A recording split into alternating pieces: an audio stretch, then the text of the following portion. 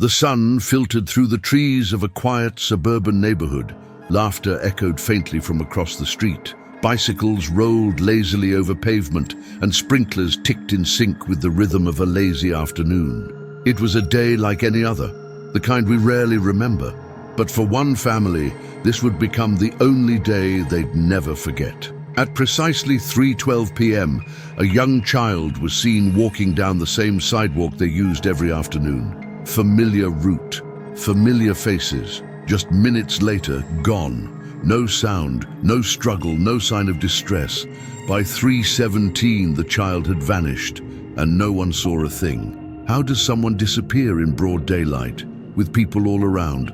That's the question investigators, family members, and even strangers online have asked for years. This wasn't a remote forest or an abandoned alley. It was a safe residential street.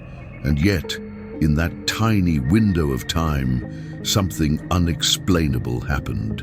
In today's story, we'll walk you through the timeline of this baffling case.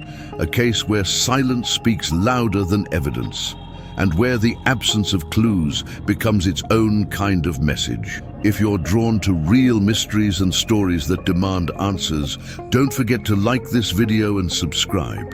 It helps us bring more cases like this to light, and maybe, just maybe, helps keep their memory alive. Because sometimes, what didn't happen is more disturbing than what did. The moments before a disappearance often hold more weight in retrospect. Witnesses later recalled that the child had been walking calmly, carrying a small backpack as they did every weekday after school. There was no urgency in their steps, no sign of discomfort or hesitation, just the familiar rhythm of a child on their way home. The neighborhood itself was known for its safety. Parents often let their kids walk alone for short distances. There were other children nearby, and even a few adults outside tending to their gardens or arriving from work. Everything seemed completely ordinary until it wasn't. One neighbor remembered waving at the child as they crossed the street. Another heard a dog barking around the same time, but when asked later, no one could pinpoint the exact moment when the child disappeared. It was as if everyone had blinked, and in that instant, a life had slipped away. Authorities tried to reconstruct the timeline, minute by minute, from the last confirmed sighting at 3:12 to the moment the child was reported missing at 3:28. But somewhere in that 16-minute window, the trail went cold. No one reported seeing the child leave the area. No vehicles were described, no unusual sounds were noted. How can a child simply vanish on a street full of eyes? It began with a feeling, that quiet, creeping sense that something isn't right. At first, it was just a delay. A few extra minutes, nothing alarming. But as the clock ticked past the usual time and there was still no sign of the child, concern quickly turned into panic. The family searched the house, then the yard, then the nearby streets. They called friends, neighbors, anyone who might have seen them. The name echoed down sidewalks and alleyways. That name, once said in routine, now cried out in desperation. Within 30 minutes, local authorities were contacted. A community-wide alert went out. Volunteers joined the search. Cars patrolled slowly. People combed through bushes and alleyways, calling out with growing urgency. But the streets gave no answer. The police treated it seriously from the beginning. The fact that it happened in daylight, in a populated area, made it all the more confounding. There were no signs of a struggle, no scattered belongings, no clues left behind, just absence. One officer later described it as the kind of disappearance that leaves a void behind, not just in the family, but in the neighborhood itself. As the sun set that evening, porch lights flicked on across the block. What was once a place of routine now felt uncertain. The quiet of the night didn't feel peaceful anymore. It felt hollow. And still, no one had any idea where the child had gone. The first step in the investigation was to retrace every possible moment, every step, every corner, every second that could explain the child's disappearance. Officers canvassed the area, knocking on doors, reviewing doorbell footage, and interviewing everyone who might have seen or heard something. Several homes had security cameras facing the street.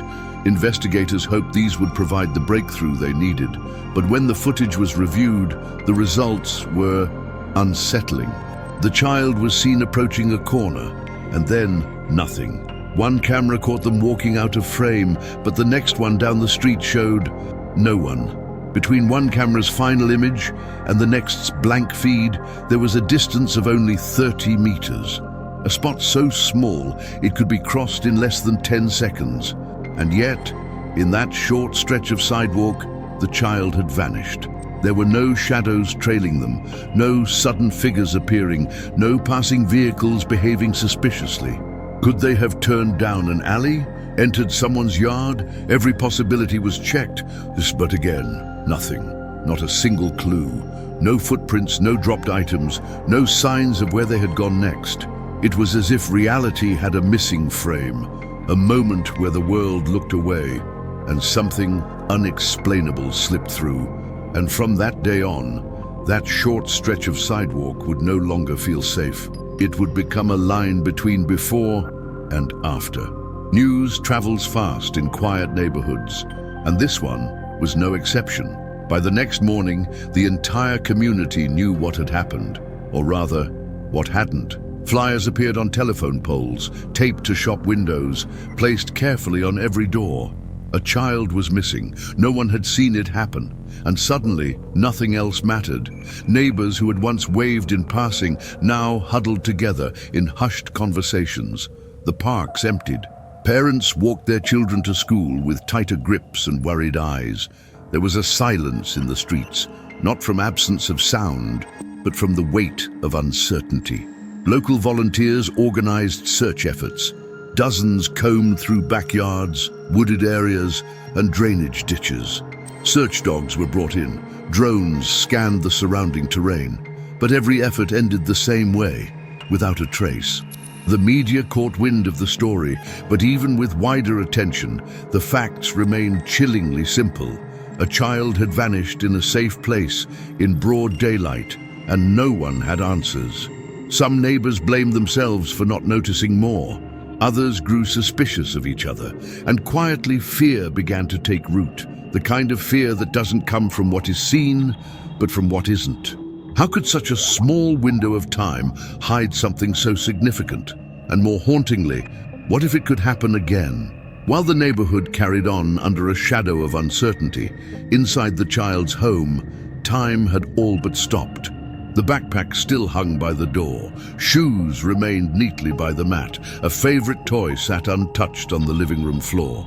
Nothing had changed, and yet everything had. The family spoke little in public. Grief like theirs isn't loud. It's quiet, heavy, and ever-present. In interviews, they expressed hope, determination, and a deep ache that words couldn't fully convey.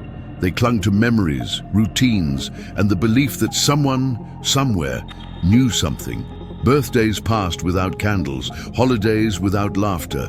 The child's room was kept exactly as it had been, not out of denial, but as a promise, a symbol of hope, no matter how distant. Every knock at the door, every unknown number that rang, brought with it a momentary flicker of possibility, followed more often than not by silence. Support poured in from strangers, letters, drawings, kind messages. It reminded the family they weren't alone, but nothing could replace the presence that was missing. Not a day went by without wondering, where are you? Are you safe? Do you remember us? Some wounds don't bleed, they echo, and in that house, echo was all that remained. In the weeks that followed, the police worked tirelessly. Dozens of officers were assigned to the case. Investigators re-interviewed witnesses, revisited every square meter of the neighborhood, and expanded their search radius. But despite the urgency, the deeper they looked, the more the case seemed to resist explanation. Every potential lead dissolved under scrutiny. Tips from the public, though well-intentioned, led nowhere. Surveillance footage from nearby streets showed normal activity. Pedestrians, traffic, dogs being walked, but no sign of the child after 3:12 p.m. It was as though they had stepped into a gap in the world. Special units were brought in to analyze patterns, consider rare possibilities, and study past cases for similarities. Psychological profilers reviewed the timeline. Some proposed theories that bordered on the improbable, suggesting split-second timing or planned scenarios that would require extraordinary precision. Yet even these ideas lacked the evidence to support them. No footprints, no eyewitness accounts, no digital traces. The child hadn't called, messaged, or searched anything online. Phone data revealed nothing unusual. Home life had shown no signs of conflict or instability. The absence of any clear motive or opportunity made the case even harder to understand. An investigator admitted privately, "It's one of the only cases where we had everything, time, witnesses, cameras, and still ended up with nothing." So the question remained, if someone took them, how did they do it without leaving a mark? With little progress from official channels, the vacuum left by silence was soon filled by speculation. Online forums lit up with theories. Amateur investigators pored over maps, camera angles, and weather reports. Some believed it had to be someone familiar, someone the child trusted. Others leaned into more complex ideas, coordinated distractions, hidden vehicles, or even obscure escape routes no one had yet considered. But with no evidence, everything remained in the realm of possibility and uncertainty. The police, cautious not to feed rumors, remained tight-lipped. Yet behind the scenes, they explored every angle. Could the child have wandered off and hidden? Could there have been an accident that no one noticed? Could someone have intervened so quickly, so discreetly, that not even a camera caught them? Every theory led back to the same problem: lack of data. No confirmed sightings, no sound picked up by security systems, no belongings found nearby. And as the months stretched into a year, tips began to slow. Public attention faded. But for the family and those who still followed the case, the mystery only deepened. How could something so extraordinary happen in such an ordinary place?